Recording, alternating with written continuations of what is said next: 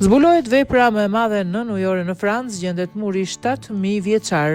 Arkeologët detar francezë kanë zbuluar një strukturë nënujore pranë brigjeve të Bretanjës.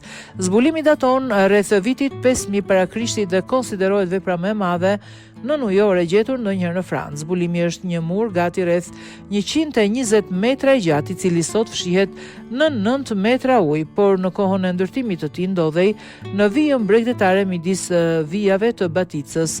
Shkencëtarët vlerësojnë se muri është ndërtuar ose si një kurth për peshqit, ose si një argjinatur mbrojtëse kundër rritjes graduale të nivelit të detit. Sipas arkeologëve, këto monolite fillimisht u vendosën në substratin shkëmbor dhe më pas muri u ndërtua rreth tyre me pllaka dhe gur më të vegjël.